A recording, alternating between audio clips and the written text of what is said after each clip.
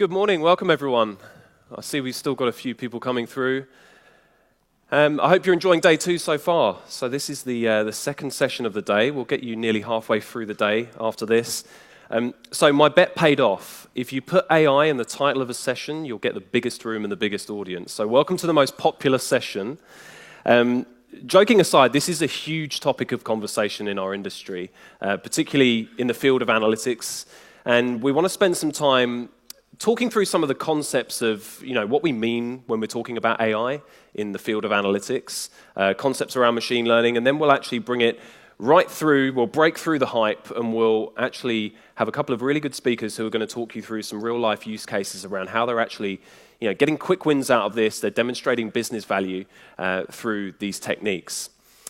So as we've got people sitting down, I want to get a quick show of hands. So who in the room would consider themselves a bit of an expert on AI? Who's actually developing, machine learning, or, is a real hardcore digital analyst? Who kind of put your hands up if you're very much in the field of this?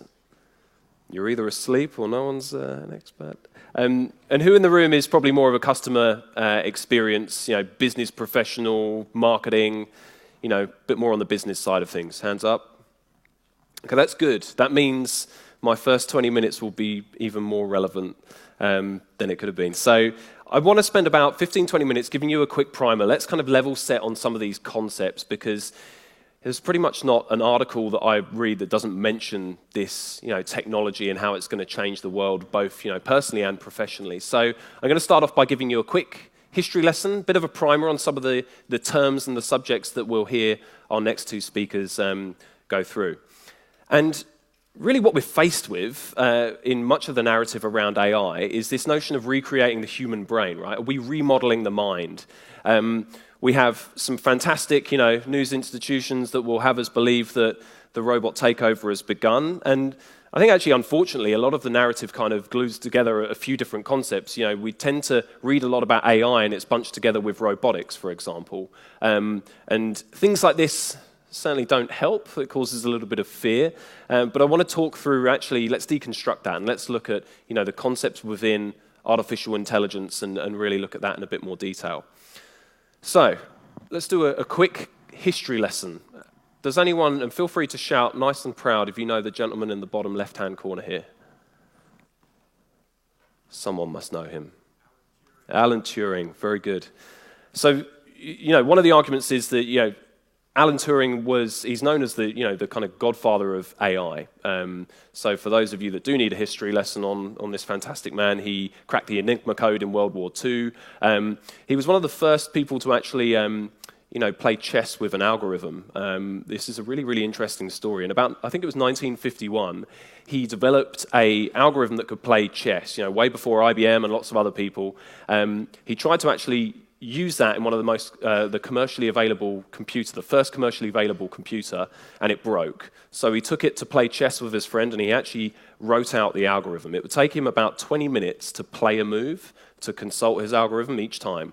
Apparently, this could actually think about 3 steps ahead, but that's not good enough, so his friend beat him. So we've been playing chess with algorithms and with artificial intelligence for a long time. Alan Turing was arguably one of the first to do it. What I want to get at here is the concept of artificial intelligence is quite muddied in the way that we think about it. And the way that I like to think of it is artificial intelligence is the outcome. It's what you want to achieve. And if we think about concepts of machine learning, which has had a lot more focus in previous decades, and then the subset of that, which is deep learning, these are all methods to achieve some form of artificial intelligence. To pass the Turing test is about fooling a human into thinking you did something, as part of being a human, not with a machine, right? So if you can pass the Turing test, that's one of the standards we look at. 2 concepts you'll hear a lot about and get confused quite a bit is this difference between narrow and general AI. The stuff in the news that gets covered around recreating the human brain, robots that can, walk around with machine guns and fight wars, is very much focused on this concept of general AI, which is when we reach this point where a machine can kind of simulate, the human brain.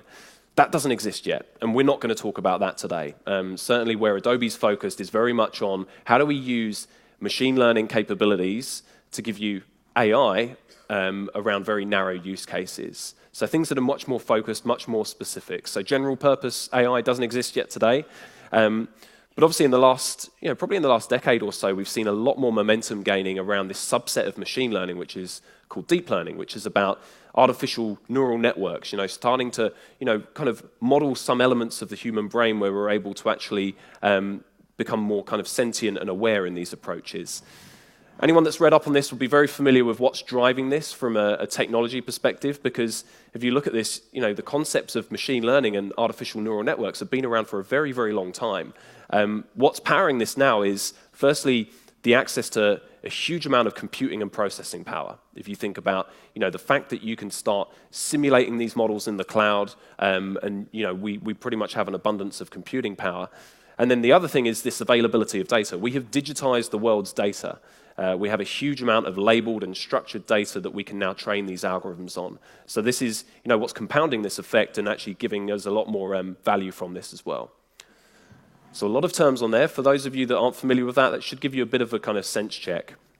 A nice way to think about the difference between this narrow versus this move to more general AI is that, in previous times we would program the AI. So if you think about the example I gave you of Alan Turing with his chess algorithm, that was very much something that was programmed. There were steps that you would go through and scenarios. Where we're moving to now is that these machine learning and deep learning capabilities are able to not think for themselves, but they're able to be trained and actually to be, looking at things a little bit more for themselves rather than us just programming specific scenarios. A quick bit around where the investment's going. So, actually, no, before I get onto that, every time I present this, I like to put a picture of my son on here, and I figure it's a successful presentation if I can bring my kid into it. Anyone that has children may have been through this learning process themselves, right? When he reached about a year old, he started to get this awareness of things, and he was obsessed with balls. This is him with his favorite green ball, and I'm going to kind of liken my son Felix to a really, really crude image recognition algorithm here. So from the age of about 1 to maybe 18 months, he would see a ball, yeah, ball, very excited. Every now and again, he'd kind of get a bit confused, and he'd say ball, and we're like, no, but I kind of get where you're going from, kind of image recognition making a mistake. He'd see balls where I didn't see balls, fair enough. And sometimes he got it completely wrong, and he thought that the headphones on my head were balls as well. So this kind of year-long process that Felix went through is kind of like what we're putting these algorithms through from an image recognition perspective, but in a matter of seconds these days. So a really, really kind of interesting thing for me to start understanding these concepts of how machine learning is starting to become a little bit more aware and understanding patterns in data as well. So where's the investment going? This is a really interesting report from McKinsey I'd encourage you to have a look at and read. This really breaks down where we've kind of seen investment going into the field of AI, and there are different branches of AI. The stuff that gets all of the news coverage is obviously robotics, it's autonomous vehicles, virtual agents to a certain extent, if we look what was demoed with Duplex a little while ago. And really, where a lot of the investment is going is in this middle part, this kind of nondescript applications of AI. And a lot of what we'll talk about today in terms of, predictive analytics, for example, falls in this middle bucket. Also, as Adobe, we put a huge amount of investment, as you'd expect, around computer vision, so image recognition and so on. And there's also a significant amount of investment that seems to be going into natural language. We all know that from the devices we're probably speaking to, whether they're smart speakers in your kitchen or your phone, for example, as well. So quite interesting to break down these branches of AI and where the investment seems to be going. And image recognition is obviously more than just trying to fool an algorithm into thinking it's a chihuahua when it's a muffin. And interestingly enough, I think this algorithm got it right 13 out of 16 times. So, go figure. Muffins do look like chihuahuas. I have to sneak these things in to try and liven it up.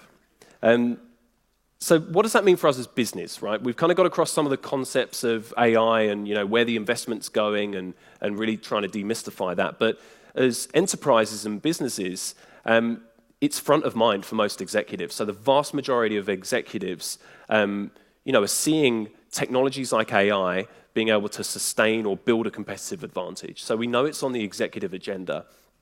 We're also starting to see that businesses are looking at this and saying, this actually gives us opportunities to branch out into different fields.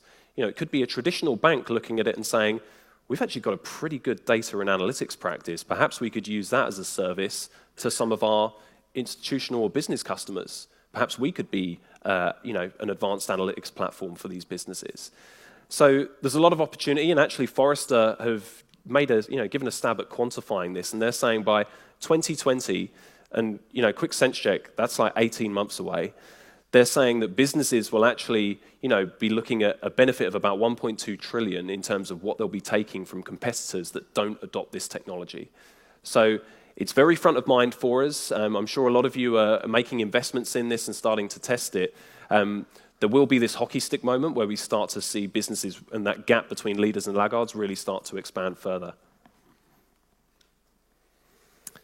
So a little bit about how we're approaching it.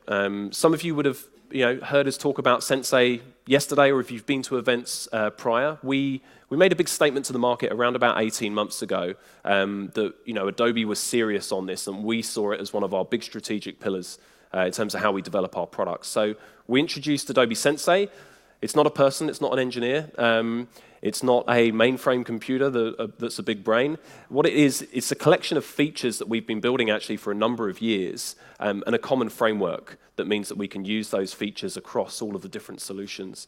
So today how that looks, actually I'll come on to that in a second, a bit around why we're doing this, right? And there's a lot of investment going into this. A lot of technology companies, will be looking at this in terms of we can play chess or Go better than the next technology company. Our ethos around machine learning and AI is essentially, if you think about a day in the life of you or a week that you spend, think about the number of things that you probably spend hours and hours doing that you would rather do in minutes, right? Why would you choose to do something in 3 hours if you couldn't do it in 3 minutes?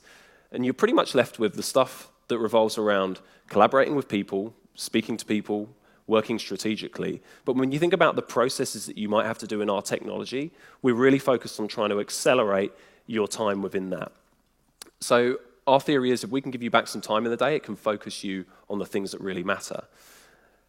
A bit of a snapshot around where we're putting the investment in here. We've actually got about 80 features that are powered by Sensei today. That there's actually quite a robust framework and qualification that we do that a feature has to go through to be called a Sensei feature. So these are all machine learning features, and there's really interesting things in here like predictive recommendations for personalization. It could be predictive meta tagging for images. So if you're if you're a media company and you're uploading tens of thousands of images and videos, we can predictively tag those so that your users can find them more effectively rather than having to trawl through lots of folders. So there's 80 plus features that are powered by Sensei today. For us in the field of analytics, because I'm assuming quite a few of you work in analytics, we have a strategy here to leverage Sensei to give you what we're thinking of as a virtual analyst in the tool. So if anyone's using Adobe Analytics today, you might be familiar with things like anomaly detection, where we can actually look at the data on your behalf. You can nominate key success metrics that you want us to look at. And it might be if you're a retailer, you might want to look at net new revenue or basket size. And we'll actually train this model across periods of your data, and we'll let you know proactively where things are occurring outside of that expected range. So you might get an email or an SMS from us that says, hey, typically on a Saturday morning, we'd expect these types of users to be buying things in this basket size, but actually something different's happening. And perhaps you want to click in and take a look at why that's happening. So saving you a lot of analyst time around not having people just constantly looking at the data and trying to figure out and find that needle in the haystack. We can do that for you.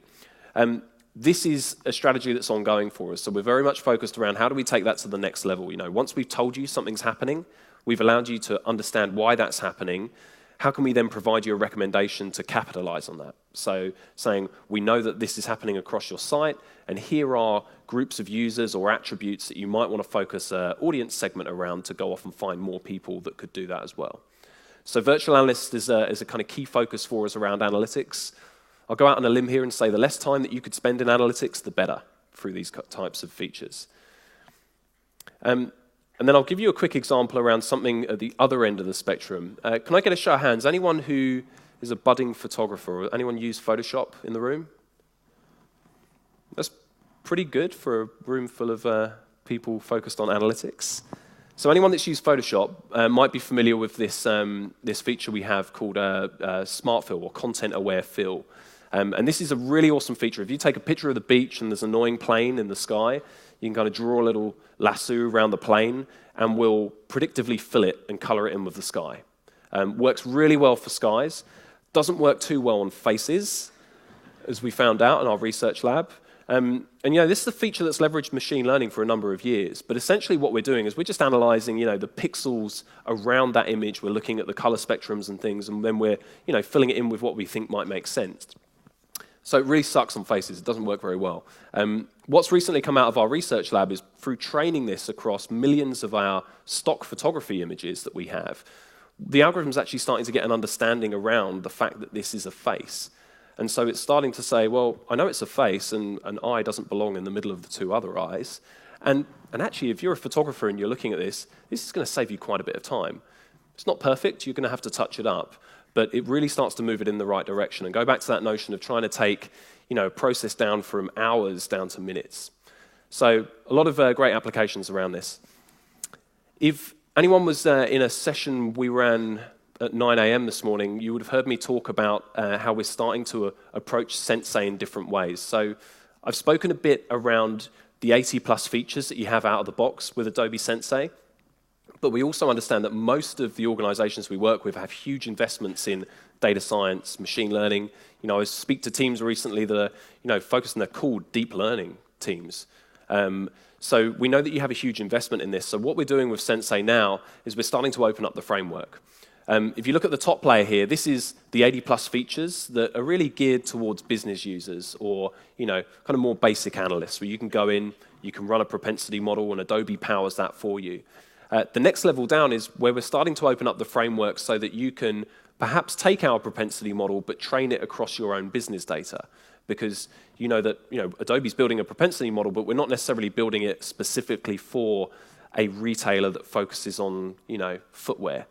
So you can actually take the model and really create a flavor of that for your own business. And that's geared more towards digital analysts, people that aren't necessarily coding, writing Python or they're in R, but people that can kind of understand how to configure these things a little bit. And then where it gets really interesting is actually opening up this completely so that you can bring your own model into the data set. So there's a number of features that we're starting to release, particularly in Audience Manager at the beginning of next year around the DMP, so you could bring your own model into the data set. And this is a core part of what we're doing with the Adobe Cloud Platform into next year as well. So very exciting times, and I think this is important for us to really converge the efforts that we jointly have, as us as a technology company and you as a business around, our joint efforts around AI and machine learning. Okay, so that's enough from me. Hopefully it gave you a bit of a level set on, how we see the world of AI, cut through a bit of the hype, get you familiar with some of the terms that you may hear from our next two speakers. And we have two fantastic speakers. I'm going to have Neil Carter, who joins us from Microsoft, and then we'll have Rees, who's part of who's part of the Velocity Frequent Flyer program of Virgin. So firstly, I want to introduce Neil Carter. So Neil is the lead for data and artificial intelligence at Microsoft Australia. And Microsoft are a huge strategic partner for us at Adobe. We're standardizing a lot of our infrastructure on their cloud. We're collaborating a lot around machine learning and the data platform moving forward. Neil's going to give you a great insight into how they have taken, and it's probably one of the hot topics around the role of AI at the moment, how they've created a highly intelligent chatbot that's really starting to give them some business benefits around sales and self-service for their customers. So he'll really bring that concept to life for you. So welcome on stage, Neil Carter from Microsoft. Thanks, buddy. Thanks, Tom. Hi, guys. My name is Neil, and I work for Microsoft. Fundamentally, though, I think the thing that excites me most about working for Microsoft is the kind of technologies that we get to build. Satya Nadella said something really inspirational, I think, at our last Ready conference, where all of our employees come together. He said, if you want to work in a company that builds things to help other people be cool, Microsoft is the company for you. And I fundamentally agree with that. Because deep down, I'm very optimistic about where we are in the process of developing artificial intelligence and releasing them out to our customers. When we take a look at the advances in AI, as you heard from Tom, this is really about where we are seeing modern data centers, new sophisticated algorithms that are being developed, and data ingestion from a wide array of new smart devices, new sensors that we can leverage in order to create new interactive and customized experiences. But mostly I'm optimistic because the potential for artificial intelligence, for leveraging it for purposes of good, for sustainability and climate action, are incredible. When I look to the future of AI and ML, I always take a step back and I like to ground myself and ask myself, what is my personal why? Why am I involved in this? Why do I go to work every day? And this is a really good reason. Our mission is to empower every person and every organization across the planet to achieve more. This is my North Star in my professional life, and this is the compass by which I guide everything that I do every day and how I engage with all of my colleagues across the business. But I think that we can actually go a little further. And I think we can take this one step farther, because we can actually empower organizations across the spectrum to do more and achieve more with artificial intelligence. Whether it's agriculture, whether it's healthcare, education, or even commercial enterprises, we can provide the tools and platforms that enable them to really transform their industries. We can also build the services, the tools, and the platforms that empower developers to do more, to create new interactive applications. And we can democratize access to this for the benefit of everyone, so that we can actually help transform society. The thing that we have to ground ourselves in also is that none of this is possible without really understanding what makes us quintessentially human: our empathy, our compassion, and our ability to be creative problem solvers. And this is why our AI vision at Microsoft is about amplifying human ingenuity with intelligent technologies. Today, most AI platforms exist in the cloud, separated from the common business solutions that you guys are dealing with every single day, whether it's a line of business application inside of your organization, or whether it's something that you're actually serving up to your customers. Oftentimes, these business solutions are on premises or they're isolated from the tools and technologies that exist in the cloud. And the reality is that by infusing intelligence into those experiences, we can enable them to do more on our behalf. We can leverage intelligent technologies to knowledge mine our own data in order to have real tangible outcomes for our businesses. We can create interactivity with computer vision and leverage natural language processing for truly personalized experiences. But I think it's important to take a step back and also look at this with self-critical eyes. Now, Microsoft has published a book called The Future Computer, where we have laid out 6 principles that we adhere to and we will hold ourselves to as an organization for any implementation of artificial intelligence. It must be fair. You must have implementations of AI that ward against divisiveness or ward against implementation in such a way that harms individuals based on race, sex, or sexual orientation. It must be reliable and safe in implementation, because these new services, these intelligent experiences will impact all of us. It must respect privacy of your data, and it must be inclusive to ward against programmed bias. And across all of this, it has to be transparent. We all deserve to know when we are engaging with an artificial intelligence application. And we must hold those accountable to our customs and our society and our legal frameworks. So today I'm going to talk to you guys a little bit about an extremely sophisticated chatbot that we've been working on and is in production today and isn't actually engaging with customers. But why would you do this? Why would you why would you implement a chatbot? I mean, I could tell you stories about how we're working with our customers today around implementation of computer vision that looks at packaging manufacturers and identifies flaws in it and helps remove them from the delivery cycle to a customer. I could talk to you about natural language processing or advanced translation to help educators connect with students around the globe. But today here with a bunch of marketers and sales professionals, I think this is an interesting topic of how do you leverage sophisticated chatbots to accelerate your business and process the leads that you're ingesting all the time. So chatbots are really implemented for two reasons. One, to increase revenue and to decrease your costs, right? Across all of this. You can leverage really contextual and sophisticated business logic in order to reduce the cost of how you identify a lead, how you ingest them into your sales process.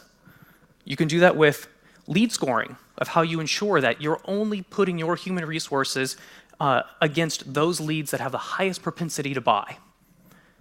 And you can leverage a bot to vastly extend your capability in terms of how many people you can touch. Simply put, just from a very high-level standpoint, the anatomy of a chatbot is such that your code and your data is at the center. And around it, it is connected through platform services, intelligent tools, and frameworks that enable it to contextualize and understand when and where and how and why to engage with a lead inside of your systems. And you can deliver that through whatever endpoint you want, whether that's a website or a mobile application or any kind of experience you're trying to create for your customers. And really at a high level, the first step of chatbot implementation is first about developing those business rules that are applicable to your organization and how you are trying to engage with your customers. First, you have to set a bit of logic around this. It's very straightforward. You try to take a look at how do you score a lead inside of your marketing engine based on when they last touched a piece of your content, when they last engaged with you, what event you saw them at, so that you can identify who have the highest propensity in order to connect them into your inside sales team or your sales representatives. And then those you want to keep as warm leads or cool leads and just keep them warm and inside of your organization, maybe follow up with them later down the pipeline. You want to then have contextualized engagement with that lead if you can. And really, this is about not just going after the hot leads, because you probably already have business professionals who can go after those today and give them a call down or go give them a visit and get them to make a purchasing decision. But how do you look at the ecosystem, all of your warm and cool leads that exist and just sort of, oscillate inside of your systems with no one ever really touching them? Well, this is where you can contextually go out and touch that customer based on the last time that they met with you, the last piece of content that they touched inside of your marketing platform. And you can have a truly unique and personalized experience with that customer to get them to come back in and maybe opt for a purchasing process or let you know if they're interested in moving up the value chain in your organization and want to make a purchase. And finally, you want to have good business logic that helps you then hand that lead off into your sales channel so that you're optimizing the time your human resources are actually using inside your organization to go out and touch and try to close those deals. Let me illustrate this for you in another way. So when you take a look at this, on the left-hand side, you have a risk-adjusted lifetime profit of a customer on the vertical axis, and on the horizontal axis, you've got the time on which you're going to choose to engage with one of these leads. First, we're going to identify a potential set of leads that match your criteria. We're going to validate that this individual meets your contactability requirements and that they have everything inside your ecosystem that ensures you can actually proactively reach out to them. In this case, a valid email, a valid phone number, could be a piece of content. You're also going to take a look at those leads who don't have the contactability, whether they have an invalid phone or an invalid email or whatever that might be, and you want to sort those guys out because you want to make sure you're only putting your human resources and your sophisticated chatbot against those individuals that actually will achieve some sort of an outcome. You run your business logic across all of your leads inside your system, and then you can lay them out across a continuum with lifetime value, and you can score them based on those that you want to have a pursuit and those that if you actually do go after them will have a negative outcome for your organization, wasted time, wasted resources. We also know that you as an organization probably only have a certain amount of capacity for going after these leads. You only have a certain number of humans that you have sitting inside of your organization who can go out and proactively try to engage these customers and help them make a purchasing decision. And so we want to reorganize all of this against what your current capacity is.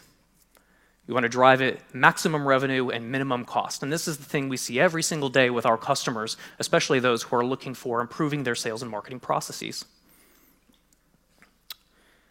The goal here really is to quickly go out and engage with those customers, especially those that are warm and cool leads, and engage them with a contextual conversation by a chatbot, a sophisticated chatbot that can get them to have this hand-raising behavior of, hey, yeah, I'm actually interested in purchasing your product or service today.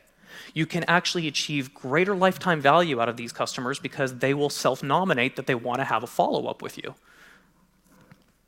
You can also take a look at those customers who perhaps your model had said has got a high propensity for purchasing, but in reality they've had a change of heart. And you can move them to the back of the queue and engage them again later.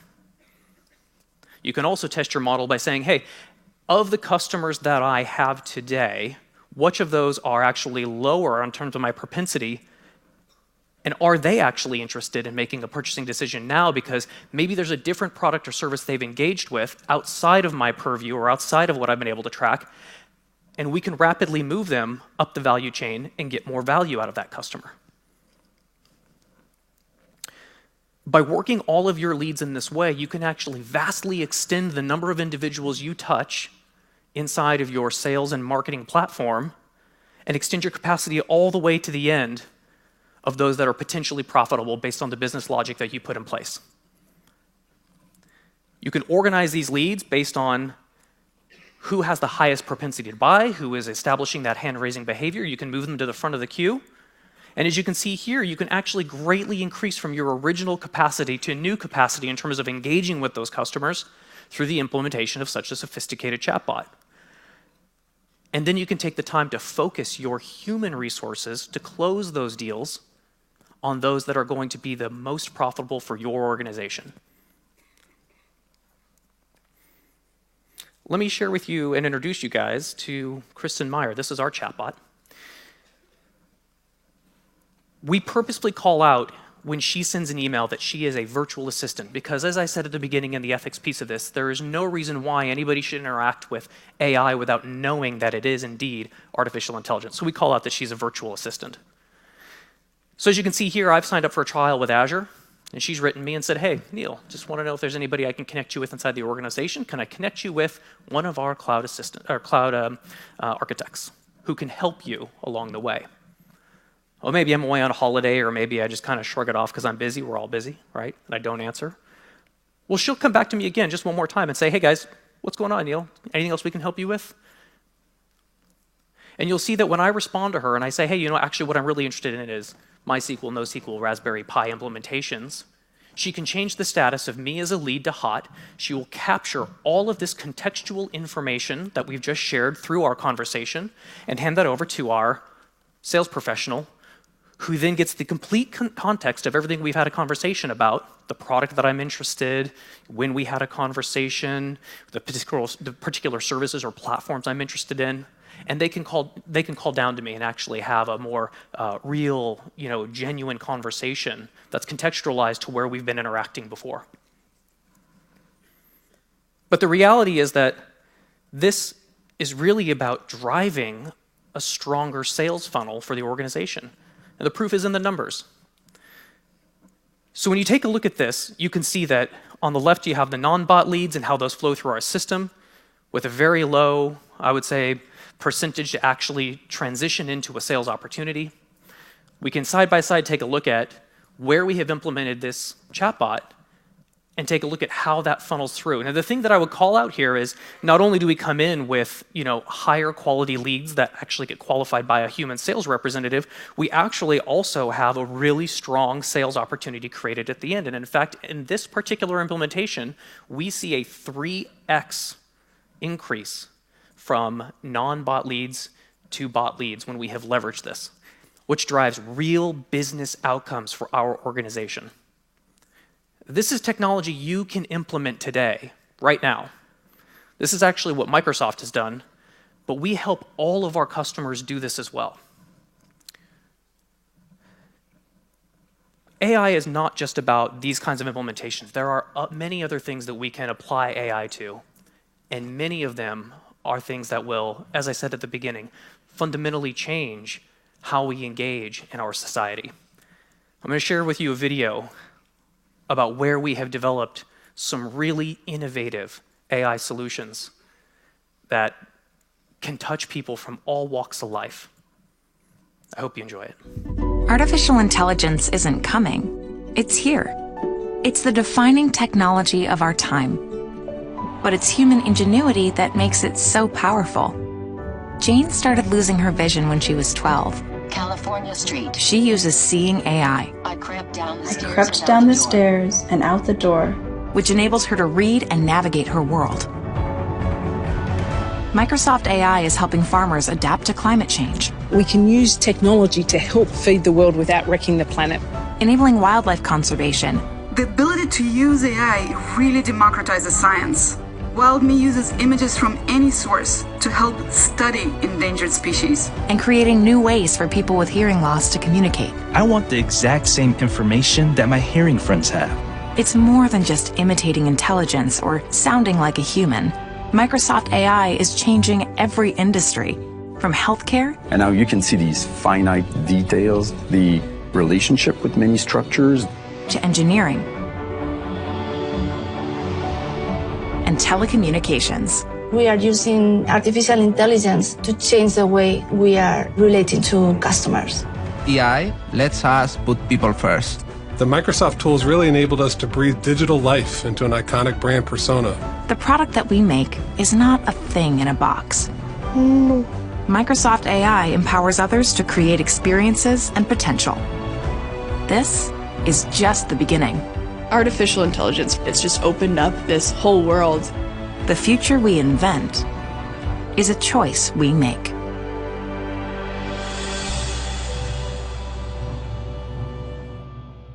Thank you for your time.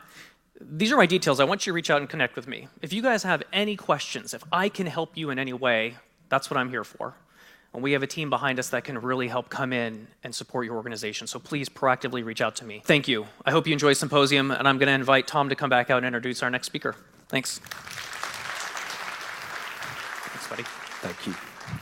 Thank you so much, Neil. I found it extremely insightful to take a look at the broad range of applications that a company like Microsoft, a huge company like Microsoft are looking at there. I know that intelligent agents and chatbots are something that comes up a lot in our conversations with customers, so I hope it was valuable for you to get some insight around how Microsoft are using that as a test bed across their own products and the types of uplifts that they're getting. Finally, it's good to actually talk about ethics within AI as well, and we applaud Microsoft for looking at that, taking a stance on that, and being very public around some of the principles that we should all be jointly looking at. So my next speaker, very, very pleased to have the founder of Talk Data. So Talk, are a company that have been a leader in, predictive analytics, data analysis for a very long time. Around 3 years ago, they were acquired by Velocity, which is the frequent flyer arm of Virgin Australia that we all know. Ollie has more than 20 years of experience around predictive analytics, around database, around direct marketing, and is now leading that function within the Velocity group. Ollie's going to talk to you around how you can take action on this. So we've covered the principles, we've covered some of the the massive wins that a company like Microsoft have had through developing these AI applications. But Ollie's going to talk you through how he approached it in the business, the types of runs on the board that he was able to get in a short period of time, and how you should approach it as an organization. So I'd like to invite Ollie Rees to the stage. Thank you. Thanks very much, Tom. Good morning, everybody. Thanks for coming along. I thought that was a terrific presentation from Neil. Just picking up on one of those points, I got my first email through from a legal firm saying, would we like some help on developing our AI policy? And I think actually that's a really good point. We have a lot of privacy policies, we've got a lot of data protection policies. We do all need to be thinking about AI and how that potentially impacts how we think about our data and particularly how we think about our customers. In terms of today's presentation, we've had a little bit of background on who we are. Ollie, as Tom said. I'm fortunate to be able to run Talk Data, which is a business that I founded back in 2001. We were a little bit ahead of the curve there in terms of data and analytics. People were thinking, what are these guys actually on? We managed to have some success in that, and we were very fortunate in 2015 to be acquired by the Velocity program, which of course is the frequent flyer program for Virgin Australia. The exciting opportunity for us was that we had a terrific team of analysts. We had a really nice technology stack, and what we really were looking for was a terrific data asset for us to be able to work with. And that's what we've been doing over the last 3 years. I will say that the passion that I had for data and analytics back in 2001 has really been reignited by what I'm seeing now in the application of machine learning. And today I will talk to you more specifically around automated machine learning.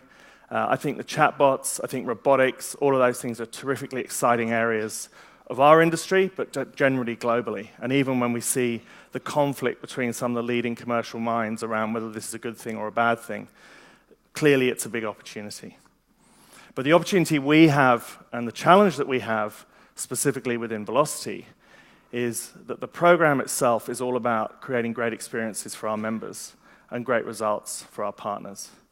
And the challenge we have analytically is, with over 400 partners in the program and over 9 million members, how do we go about creating really meaningful connections?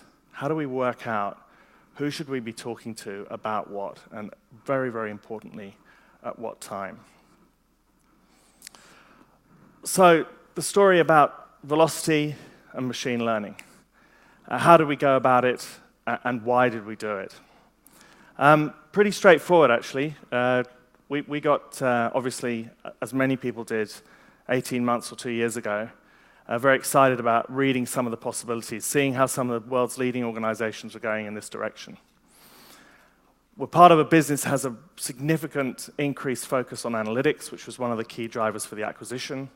We're part of a business which is really data-rich, and part of a business which must be driven by customer experience. And so AI offered a bunch of solutions for us in that area, specifically around automated machine learning. We also saw a couple of things coming down the train tunnel at us. The first thing was that the pool of analysts that was available to us was shrinking. There are more and more people looking at getting into analytics, but the demand is way, way exceeding supply. And so what we needed to do was to look for solutions which allowed us to empower our analysts to be able to get through a high volume of work. And it's not about replacing analysts with AI or machine learning solutions, but it's about empowering the analysts that we have to enable them to spend more time working on the smart thinking and less time on some of the processing exercises. And that was a key driver for us. The other driver was this requirement for analytics at pace. And we talk a lot around digital and digital experience, but the pace at which we now are expected to drive analytics. Tom made reference to direct marketing in the introduction, and I'm not ashamed to say that I cut my teeth 25 years ago in direct mail. And I think back now about how we were building models then. You know, we'd put a campaign together, we'd execute a campaign, we'd sit around, we'd wait for a week or so. Results would start to trickle back in. We'd look at refining predictive models. We'd rework the model, we'd redesign a campaign, we'd go through the experimental design process, and then we'd execute. But we had literally days and weeks to go through that. In the keynote presentations that we saw yesterday, it was highlighted to us that we've probably got, I use the term 300 milliseconds, but apparently now that's 100 milliseconds. We've got 100 milliseconds in order to be able to rework some of the content that we're presenting and actually be able to present something which is really relevant. Really, really important to be able to do that quickly. How we went about it was we looked at how do we actually bring the business on this journey as well. So the first stage for us was to do a really simple proof of concept, and I'm going to talk you through that. How do we just build a really simple proof of concept in the business to help the business on the journey? And in fact, we worked with a partner on this. It's the software we continue to use, a company called Data Robot. I'm not going to be specifically talking around the Data Robot applications, because I think this should apply pretty much to all of the different vendors that are out there. But they were very kind to come on the journey with us, even to the point where after we managed to agree that we would run a 3-month proof of concept with them, we actually got them to supply a box for us as well that we could actually run the software on. So I've got a great photo, which I won't share with you today, but of Paul Tran, our lead analyst, our head of analytics, and I standing in the reception of Velocity with 2 very large suitcases on wheels, one which contained a box loaded with the software, and the other one, to the horror of every analyst in the building, contained a Mac, because the Mac was actually the front end for this bit of kit. But it was all about getting a proof of concept up and running quickly, and a quick and dirty application standalone environment. We're now going through the process of taking that into cloud deployment, and that brings a whole bunch of benefits, and is the process that we're now going through. But we've gone from quick proof of concept, standalone environment, and now we're loading up into the cloud. And the reason for that was we wanted to get results out fast. We didn't want to be hindered by the time it takes to implement technology solutions.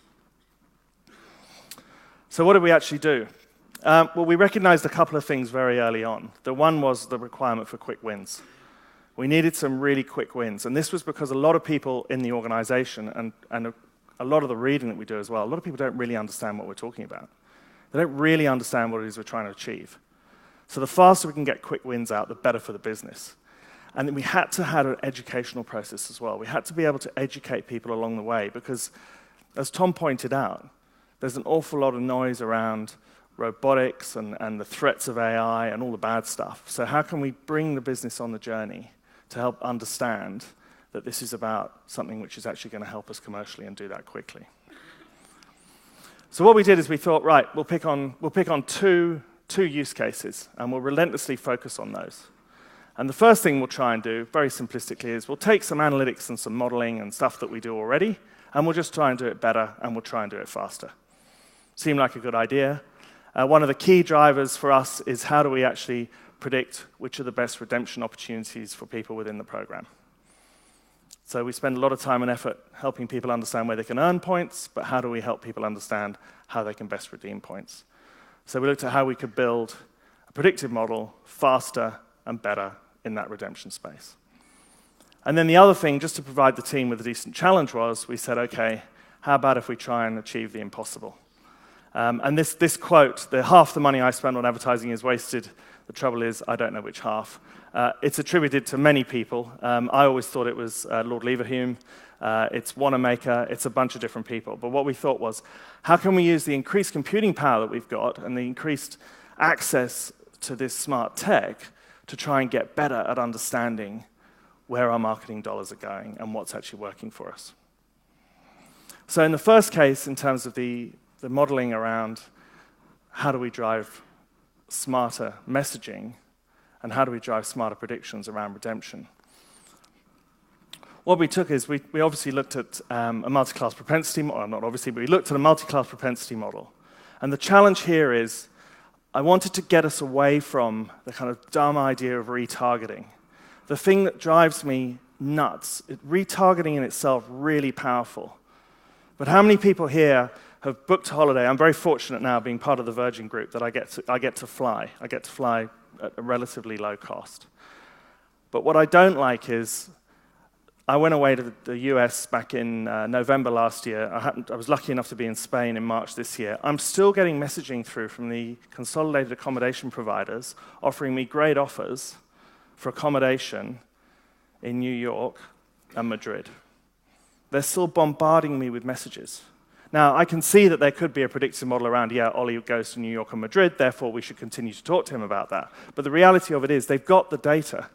They know when I was searching. They know the dates that I was looking for. Why do they continue to push me messaging around accommodation, which also rather irritatingly is a little bit cheaper than I paid, that I've already booked and traveled in? I don't want to see that stuff. So how do I help us get smarter at that? And what we did is we used this multi-class propensity built within Data Robot for us to be able to predict much more accurately and much more effectively where those redemption experiences could be driven. And what it does is it takes offline data. It takes a lot of offline data in our business. And I think the direction that Adobe are going in around the CDP and the direction they're going in with Sensei makes a lot of sense. It's terrific. But our business relies on a lot of offline data which doesn't necessarily exist within digital environments. So how do we incorporate that into our machine learning to get really good outcomes? And that was a key driver. And what we actually achieved there was we were able to build those models at 10 times the speed that we previously had. And that was a start point. That is not the end game. But we took the model building from a process which took days to a process which took hours. As I said, we're heading into the millisecond territory, but there's a bunch of reasons why we're on that journey and we're not there yet, but that's where we're heading. But we were able to build those models 10 times faster. We were also able to get a 10% uplift on the accuracy of those models. So it proved to us very quickly that we could drive commercial benefit. Commercial benefit in actually being able to understand how we serve up more meaningful offers. And what that does is it allows us to power the marketing stack. So now the marketing automation investments that we've made in products like Adobe can be powered much more strongly by the data that we hold, because we're data rich, and it's that connectivity between driving the data and the understanding through to Adobe that makes all the difference to our business. The second thing we had to do, we set ourselves, was marketing attribution, and I've removed the numbers from this chart to protect the innocent. But on the extreme right is the bar of the total commercial revenue which we achieved on a particular campaign. And I've only used nine different instances of data. What this enabled us to do, though, was previously we were very limited just from our pure processing power on how many different variables we could actually look at which were driving an outcome. And we were looking typically at simple stuff like channel, offer, target audience, etc. But we were limited. What we were able to do, we started working on this first time in May last year. We've got 2 significant campaigns that go out in May and November every year. We started looking at this in May last year to improve our understanding of channel attribution. And then we started to extend that. We thought, well, why are we just looking at channels? Why are we only looking at channel and offer and target audience? What other factors? What other pricing factors? What about weather? What about economic factors? What about actually bringing true econometric modeling into response analysis? And so we could gradually, over time, what we've done is these models have become more and more sophisticated to enable us to bring into play in our predictive modeling around which channels are working and what decisions we make over marketing, more and more data within not only the organization, but outside the organization. And I think one of the key things that we'll see growing in this automated machine learning space is this ability for us now to be able to drive outcomes and understand outcomes from a vast array of data. And it's not just, we talk about the 3 V's of big data, which fortunately the big data term is phasing out, thank goodness, because we're all a bit fed up with it. But this whole thing around velocity and variety, and the volume of data that we're dealing with. I think velocity is the key thing. It happens to be ironic that that's the organization we're in. But it's the velocity and it's the speed at which we can deal with this data and make these decisions that's going to make the difference between great organizations and good organizations. So in doing that, what were some of the key lessons that we actually learned? What were the drivers of success? It's still about people and not just technology. The idea, in fact, there's a lot of writing, McKinsey very good at writing about this, the idea that these machines are going to come in and replace everybody in our space, I think is false. What I think is that we can empower great people. We can actually give people the devices within the analytics community to really empower the smart thinkers. We can get the right brain to understand the data to really be making great decisions and helping management in that space. It's still about people. The concept of machines replacing people in this space is false. However, I do have a bit of a prediction. I think data engineers are going to become... Are there any data engineers in the audience? We must have one. No? Right, okay. How many analysts are there? Right, my fear is that analysts will become dinosaurs and the engineers are the new unicorns. And it's not because the analysts aren't doing a terrific job, and it's not because we're not going to empower the analysts, but it's because without the engineers, I don't think we're going to get to the space we need to be in this area.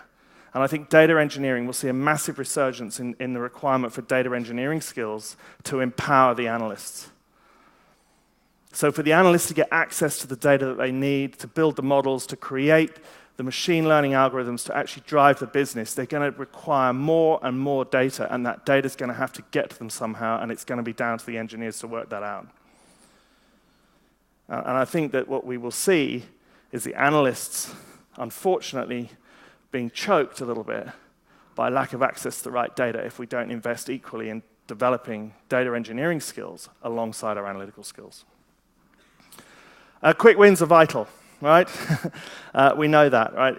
But even more so in this space. There's a lot of cynicism involved in this. As I said, I'm genuinely really excited about the opportunity that the machine learning is offering from an analytics perspective, but we still have to get the quick wins. There's a huge degree of cynicism out there. We've got to get the quick wins out quickly, and that's an obvious one. And timing is everything. Timing relates back to taking the opportunity, jump on it, relates to this last point. Just get started in these things.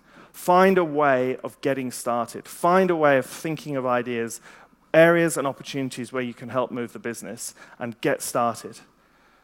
We were lucky. We had a great opportunity. We had 2 good use cases. We had a great team who were embracing this, and we got them on board.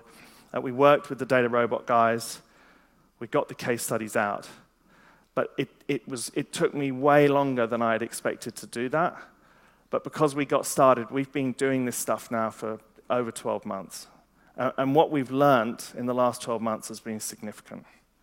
Not just around how we deploy the machine learning, not just how those algorithms get built, but how do we bring the entire business on this journey? How do we actually show all the time that we're adding value? What we're not doing is just investing in a bit of tech. But get started. The learning curve is steep, and it's fascinating. So for us, what's next? Where are we heading? And the key areas are integration. How do we integrate the tech? The exciting thing about having organizations like Adobe in this space with products like Sensei and the breadth, the 80+ opportunities for Sensei, is that they're looking after the integration. But we have to integrate this with a multitude of different systems which exist already within the organization. How do we integrate a machine learning capability with our loyalty management system? How do we integrate machine learning capability into call center? And how do we make sure that as we develop the learnings, we can actually share those throughout the wider organization as well? So it's very, very much an integration story for us, integrating with existing systems and developing an understanding of what systems are coming. And also acceleration. And acceleration is important because I think that starting slow is okay. Starting slow and getting the stuff right early on is okay. You can do that. There's a process you can go through. Don't expect to get everything out too quickly. You've got to have some wins, but there's a lot of skunk work stuff you can do to get some quick wins out. But then start to accelerate. Then start to look for opportunities. Start to look for a multitude of opportunities across the organization. The application for machine learning goes way beyond customer management, way beyond a simple understanding of how we manage our customers better. Supporting tech. We've just implemented a tech radar. So what we're looking at now is what are all the different tech solutions that are involved in this space and outside in supporting areas? And how can we keep those on our radar? How can we have conversations? Since we engaged with Data Robot, I think I've had about 4 or 5 different venture capitalist firms from the West Coast and other areas of Eastern Europe ringing us about Data Robot. What's happening? What are we doing? How's it working? Lots and lots of people are jumping on this bandwagon. And we've seen a number of different tech solutions, everything from a startup, obviously, to Sensei, to IBM solutions, to the Microsoft solutions. Lots of people are working in this space, and lots of people are driving different types of applications using machine learning and using AI. It's really important to understand what the supporting techs are and what the new tech that's being developed in the area is. Keep an eye on it. And allow people in your organization to actually start to investigate that, because I don't think we're anywhere near cracking the real scale of the opportunity here. And then finally, more challenges. How do we go out to the organization and stop that question which comes back and says to me, hey, Ollie, can't you just give us more insight? How many people who are analysts have had that question? Oh, give me some insight. It's like, well, I can give you a ton of insight, go back and have a good look at your business and come back to me with a decent business problem would be a good bit of insight. Okay? We've all had that question, right? Hey, haven't you got a data point or some insight you can come and tell me about? Sure. But what I really want you to do is go away and have a think about your business and come back to me and say, here's a problem that I've got. Can you help me solve it? So how do we educate the businesses? How do we go out to exec teams, to tech teams, to marketing teams, to ops teams, and actually say, we've got this skill, not just analytics, not just machine learning, but we've got these skills around the data. Come to us with some challenges. Engage us early on in the business decisions. Work with us, and we'll help you along on the journey. And again, that comes back to the people. It's the people using the tech that are going to help us on this journey. And we're right at the start of this. There's 1,000 different things we can do, but we've got to bring the business with us and get them to come back to us with ideas around how we can help. Thank you very much.